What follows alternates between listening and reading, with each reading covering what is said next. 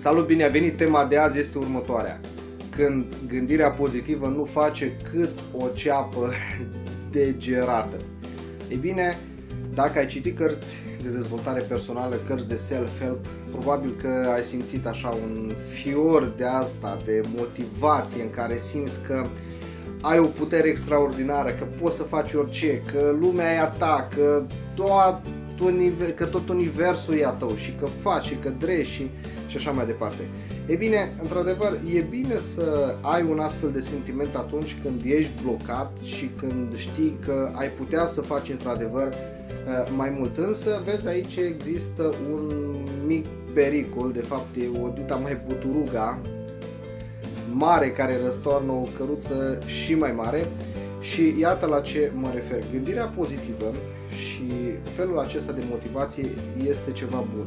Dar, nu uita că aspectul ăsta este doar o treaptă din scara pe care tu trebuie să o urci. Și dacă te bazezi doar pe gândirea pozitivă, dacă te-ai uitat la The Secret și ai fost super mega entuziasmat și crezi că gata, tot ce trebuie să faci este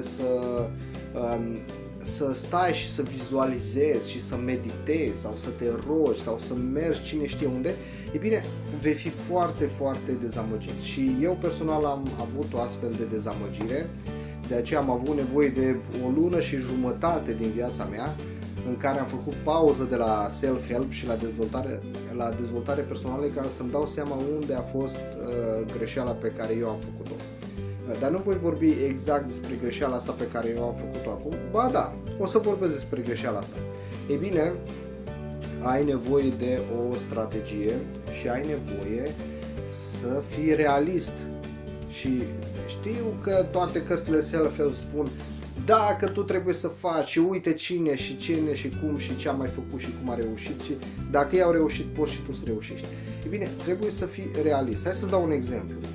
Acum aproape 2 ani de zile am fost la un seminar din ăsta de dezvoltare personală și acolo am cunoscut un tânăr, era mai tânăr ca mine, care spunea la toată lumea că el vrea să facă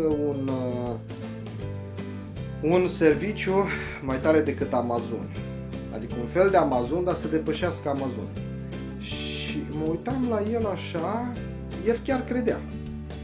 Dar după cum l-am văzut eu cu ochii mei, nu avea capacitățile intelectuale în primul rând necesare ca să poată să facă o chestie de genul ăsta. Plus că n-avea nici bani, era pur și simplu un tânăr din ăsta visător și făcea și dregea și el credea că poate să facă treaba asta, dar n-avea absolut niciun fel de fundament.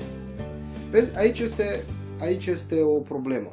Să crezi că da, e suficient să ai o viziune măreață și să ai credință și încredere și să gândești pozitiv și totul va merge bine. Nu va merge bine pentru că ai nevoie să fii și realist. Adică dacă tu îți imaginezi că poți să faci un site mai tare decât Amazon și tu nu știi nimic despre afaceri, despre management, despre vânzări, despre marketing, despre nimic, vei fi dezamăgit. Dacă tu ai impresia că l-ai văzut pe Zuckerberg sau nu știu cum se pronunță numele lui, că a făcut Facebook-ul și tu crezi că da, gata, am citit self-help și pot să fac și eu un serviciu mai tare decât Facebook, iarăși vei fi dezamăgit. Ei bine, azi spuneam că îți voi spune despre greșeala pe care am făcut-o eu. Greșeala pe care am făcut-o eu este că atât de mult m-am adâncit în treaba asta motivațională încât am uitat de strategie.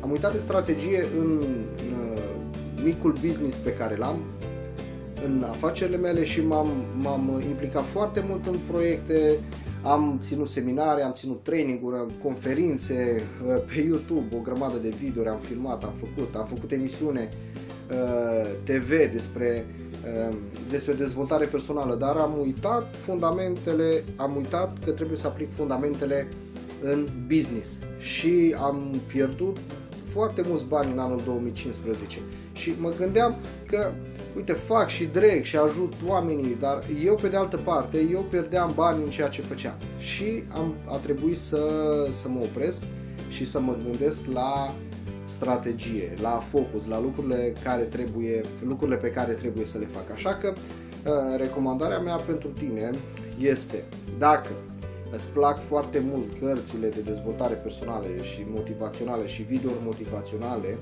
ai grijă să nu cazi în capcana asta în care gândirea pozitivă să nu facă nici cât o ceapă de giurată și să uiți pe ce lume trăiești și să uiți să fii realist cu picioarele pe pământ, dar într-adevăr cu o viziune măreață undeva în cer, ca să zic așa. Eu sunt Daniel, aici este Școala Vieții și îți mulțumesc pentru că m-ai urmărit și de data asta. Te rog să te abonezi și să intri în lista mea de abonați la e-mail. Este un video în care îți ofer un CD audio în valoare de 50 de lei gratuit. Te rog să-l cauți. De fapt voi pune, sper să reușesc să pun un link mai jos în descriere. Ne vedem data viitoare. Pa!